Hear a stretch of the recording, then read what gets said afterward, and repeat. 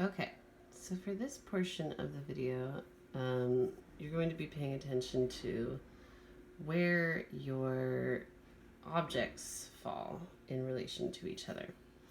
So a really good example would just be if you're taking that same scaling method and you're going, okay, tip of my eraser goes to the this where my thumb is on the wine bottle, right? That is way, way bigger than this cup, obviously. But we can do it proportionally and find out exactly how much. So we go to the widest edge of the cup. And we see with our thumb placed here, we move it up and down to decide, okay, where's the edge? It's right here. And we go over here to our bottle. We start off at the bottom. See, my thumb's touching the bottom of the bottle. And we say, okay, to about, where does my eraser head touch? Touches about maybe a quarter of the way up that 7. So we go up to there. That's 2 pencil lengths. And then up to there, it's about 2.5. So that tells us that this cup is about this bottle is about 2 cup sizes, 2.5. Right? 2.5 cup sizes big. So to draw that, if we have our bottle, and we would have done that we would have created our bottle the same way we did earlier, where we measured the width of the bottle and we figured out that the bottle is 3 times as tall as it is wide. And we would determine that the cup is 2.5 times as small as the bottle. So actually the best way to do that would be to draw the cup first, not the bottle. So if you drew your cup and you're like, okay, it's this big, then on the bottle you could say, oh, you know what, it's a little too small. I know I can make the bottle bigger. So you say, okay, here is my cup.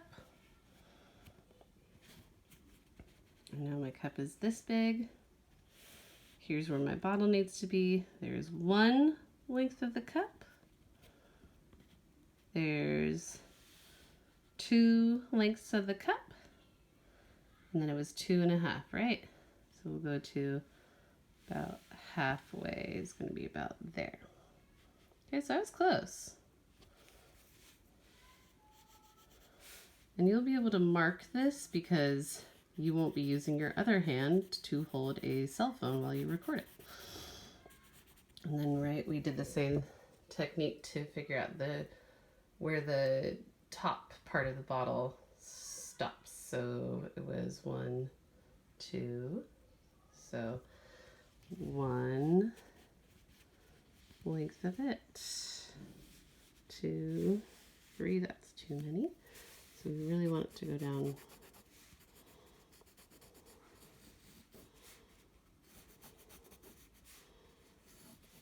Right, so we have length of the bottle neck is 1, 2, 3. Is 1, 2. See where my hand stops? Where my thumb is? 3. Just about. Okay. So you're going to do the proportions and how they match up to each other for the rest of the objects in here. So my apple is about, I would say the apple is really, really close in size to that cup. So I might not use the cup as reference. I might use the bottle as reference. So this apple from top to bottom goes to about there on my eraser.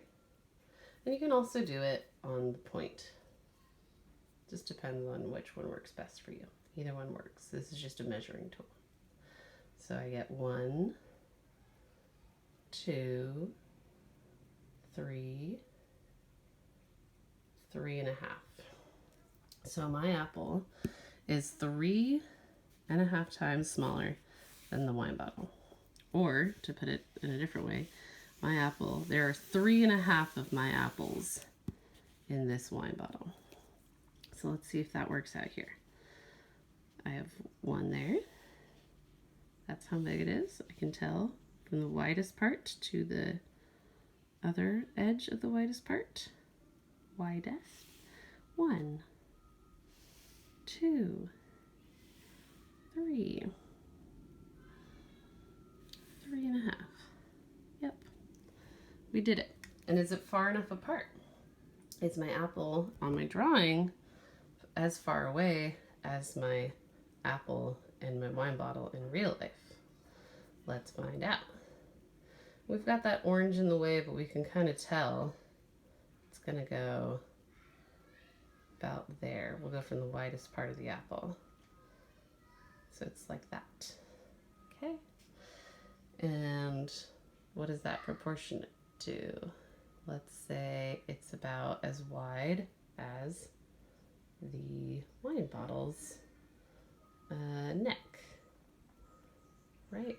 So my wine bottle down here, the neck is that wide. And the distance is, yeah, we could probably scooch the apple over a little bit. Just emphasize that line. Okay. Then I would flesh out my apple. And then I would make the same kind of measurements for the rest of the objects in this still life.